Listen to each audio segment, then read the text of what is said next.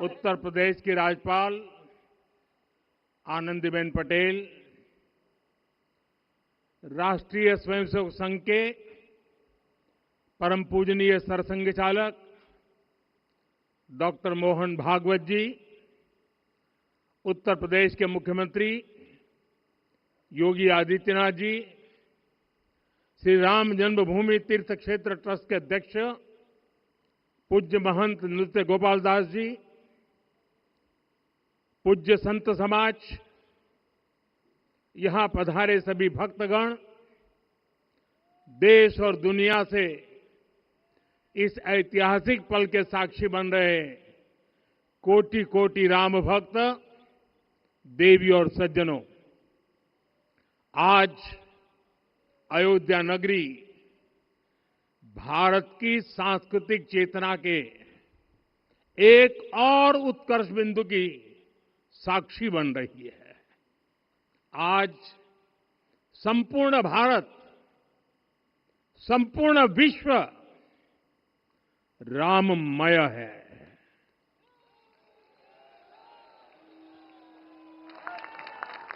हर राम भक्त के हृदय में अद्वितीय संतोष है, असीम कृतज्ञता है, अपार अलौकिक आनंद है। सदियों के घाव भर रहे हैं, सदियों की वेदना आज विराम पा रही है। सदियों का संकल्प आज सिद्धि को प्राप्त हो रहा है। आज उस यज्ञ की पूर्णाहुति है जिसकी अग्नि 500 वर्ष तक प्रज्वलित रही। जो यज्ञ एक पल भी आस्था से डिगा नहीं, एक पल भी विश्वास से टूटा नहीं। आज भगवान श्री राम के गर्भगृह की अनंत ऊर्जा, श्री राम परिवार का दिव्य प्रताप इस धर्म ध्वजा के रूप में इस दिव्यतम भव्यतम मंदिर में प्रतिष्ठापित हुआ है। और साथियों, ये धर्म ध्वजा केवल एक ध्वजा नहीं, ये भारतीय सभ्यता के पुनर्जागरण का ध्वज है।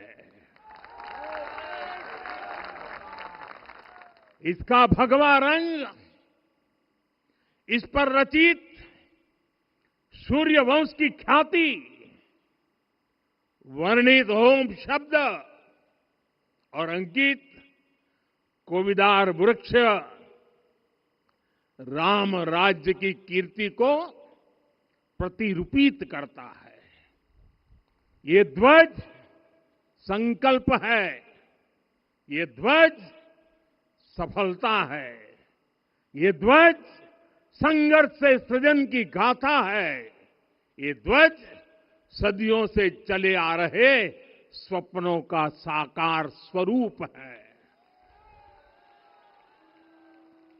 ये ध्वज संतों की साधना और समाज की सहभागिता की सार्थक परिणति है।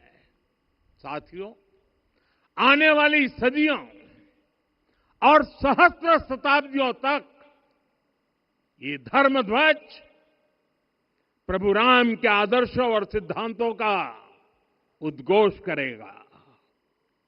ये धर्म ध्वज आह्वान करेगा, सत्यमेव जयते नानृतम, यानी जीत सत्य की ही होती है, असत्य की नहीं।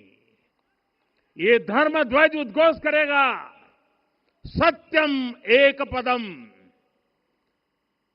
ब्रह्म सत्य धर्म प्रतिष्ठितः, अर्थात सत्य ही ब्रह्म का स्वरूप है। सत्य में ही धर्म स्थापित है। ये धर्म ध्वज प्रेरणा बनेगा।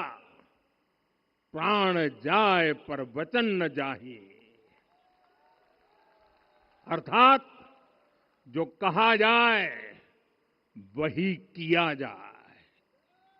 ये धर्म ध्वज संदेश देगा, कर्म प्रधान विश्व रची राखा, अर्थात विश्व में कर्म और कर्तव्य की प्रधानता हो। ये धर्म ध्वज कामना करेगा, बैर न विग्रह आस न त्रासा, सुखमय ताहि सदा सब आशा।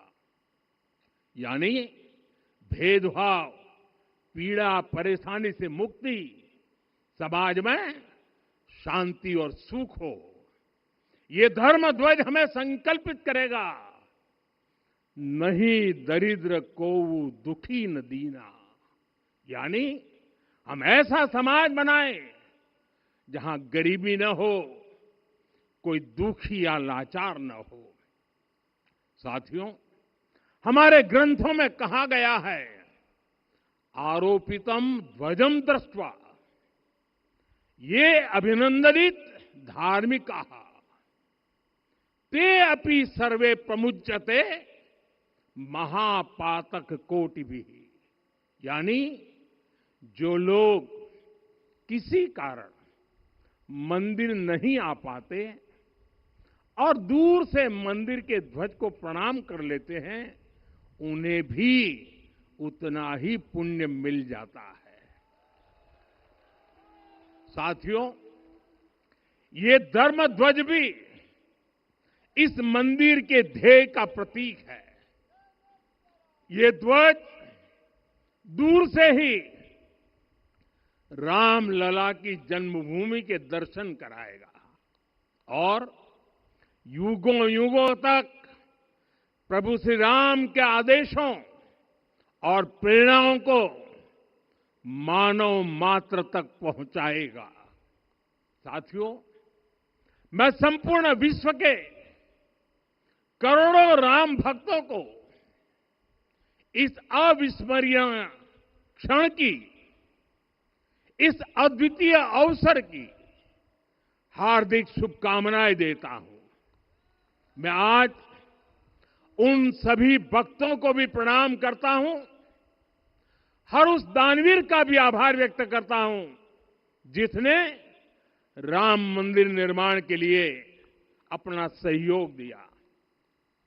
मैं राम मंदिर के निर्माण से जुड़े हर श्रमवीर, हर कारीगर, हर योजनाकार, हर वास्तुकार, सभी का अभिनंदन करता हूं। साथियों, अयोध्या वह भूमि है जहां आदर्श आचरण में बदलते हैं। यही वह नगरी है जहां श्री राम ने अपना जीवन पथ शुरू किया था। इसी अयोध्या ने संसार को बताया कि एक व्यक्ति कैसे समाज की शक्ति से, उसके संस्कारों से पुरुषोत्तम बनता है। जब श्री राम अयोध्या से वनवास को गए तो वे युवराज राम थे, लेकिन जब लौटे तो मर्यादा पुरुषोत्तम बनकर के आए और उनके मर्यादा पुरुषोत्तम बनने में महर्षि वशिष्ठ का ज्ञान, महर्षि विश्वामित्र की दीक्षा, महर्षि अगस्त्य का मार्गदर्शन, निषाद राज की मित्रता, मां शबरी की ममता, भक्त हनुमान का समर्पण, इन सब की अनगिनत ऐसे लोगों की महत्वपूर्ण भूमिका रही है। साथियों, विकसित भारत बनाने के लिए भी समाज की इसी सामूहिक शक्ति की आवश्यकता है।